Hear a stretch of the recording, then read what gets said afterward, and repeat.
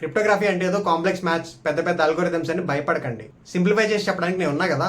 అసలు క్రిప్టోగ్రఫీ లేకపోతే ఇంటర్నెట్ లో ఏం జరుగుతుంది అన్నది ఒక చిన్న స్టోరీలా చెప్తా, జాగ్రత్తగా వినండి. ఇమాజిన్ ఒక అమ్మాయి ఒక అబ్బాయి వీళ్ళిద్దరూ మెసేజెస్ పంపించుకుంటున్నారు. అబ్బాయి తన ఫోన్ లో ఒక మెసేజ్ టైప్ చేశాడు, hey let's meet at the cafe at 5:30 PM అని. ఆ మెసేజ్ ఆ అమ్మాయికి పంపించాడు. నార్మల్ గా ఏం జరగాలి, ఆ మెసేజ్ డైరెక్ట్ గా అమ్మాయికి వెళ్ళాలి. కానీ ఇక్కడ ఒక పెద్ద ప్రాబ్లం ఉంది.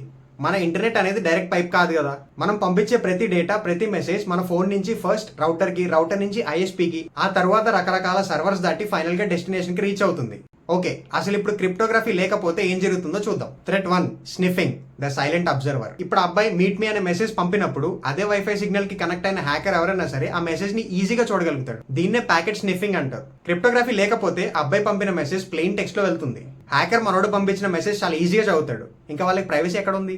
మీరు అనుకోవచ్చు, పోనీలే బ్రో ఒక్క మెసేజే కదా, చదివితే ఏమైందని. కానీ ఒక్కసారి ఆలోచించండి, ఆ ప్లెయిన్ టెక్స్ట్ ప్లేస్ లో మీ బ్యాంక్ అకౌంట్ డీటెయిల్స్ కానీ లేకపోతే క్రెడిట్ కార్డ్ CVV కానీ ఉంటే ఏమవుతుంది? మీరు టైప్ చేసే ప్రతి అక్షరం మధ్యలో వాళ్ళకి ఈజీగా తెలిసిపోద్ది. This is what exactly happens in a sniffing attack.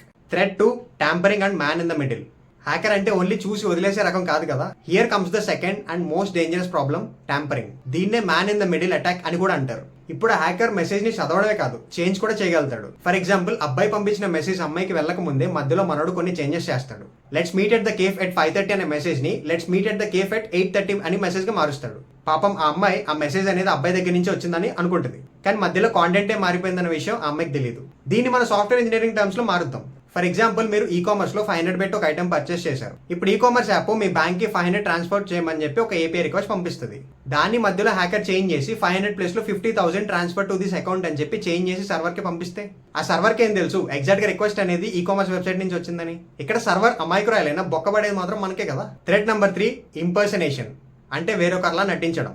మన స్టోరీలో హ్యాకర్ ఆ అబ్బాయి పంపించిన మెసేజ్ ని మార్చడమే కాకుండా ఆ అమ్మాయి పంపినట్టుగా మనోడు రిప్లై కూడా ఇస్తాడు.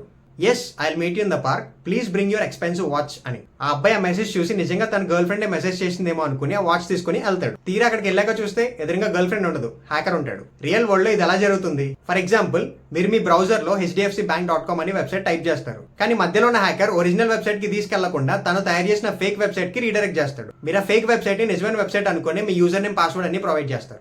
దాన్నే ఇంపర్సనేషన్ ఆర్ స్పూఫింగ్ అని అంటారు. స్నిఫింగ్, ట్యాంపరింగ్, ఇంపర్సనేషన్ ఇలాంటి వాటి వల్ల ఇంటర్నెట్ కొంతసేపు కూడా సరిగ్గా వర్క్ అవ్వదు. మరి ఎలా దీన్ని సాల్వ్ చేయడం అంటే అక్కడే cryptography comes in to the picture. Cryptography మనకి మెయిన్లీ 3 పవర్స్ ఇస్తుంది. అవేంటంటే కాన్ఫిడెన్షియాలిటీ, ఇంటిగ్రిటీ, అథెంటికేషన్. కాన్ఫిడెన్షియాలిటీ అంటే మన డేటాని ఎవరు చదవకుండా లాక్ చేయడం.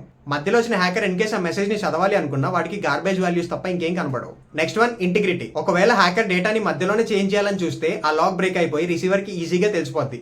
Next one, authentication. మనకు వచ్చే మెసేజెస్ గానీ మన ఉన్న సర్వర్ గానీ నిజమైందా కాదా అని తెలుసుకోవడానికి డిజిటల్ సర్టిఫికేట్ ప్రొవైడ్ చేయడం. As a back end engineer మీరు రాసే ప్రతి API లేకపోతే మీరు డిజైన్ చేసే ప్రతి సిస్టమ్ ఈ క్రిప్టోగ్రఫీ మీదే ఉంటుంది. కానీ ఇక్కడ చాలా మందికి పెద్ద కన్ఫ్యూజన్ ఉంటుంది, అసలు డేటాను సెక్యూర్ చేయడం అంటే ఏంటి. చాలా మంది ఎన్కోడింగ్ ని, హ్యాషింగ్ ని, ఎన్క్రిప్షన్ ని ఒకటే అనుకుని చాలా తప్పులు చేస్తూ ఉంటారు. ఈ మూడింటికి ఉన్న డిఫరెన్స్ ఏంటి, ఏది ఎప్పుడు యూజ్ చేయాలి, ఇవన్నీ నెక్స్ట్ వీడియోలో మాట్లాడుకుందాం. చాలా ఇంట్రెస్టింగ్ ఉంటుంది, డోంట్ మిస్. ఈ వీడియో నచ్చితే ఇప్పుడే లైక్ చేయండి, మీ ఫ్రెండ్స్ అందరికీ షేర్ చేయండి. ఇలాంటి కాంటెంట్ ఇంకా కావాలంటే ఇప్పుడే సబ్స్క్రైబ్ చేసి పెట్టుకోండి. సరే అయితే, I'll see you in the next one. Bye.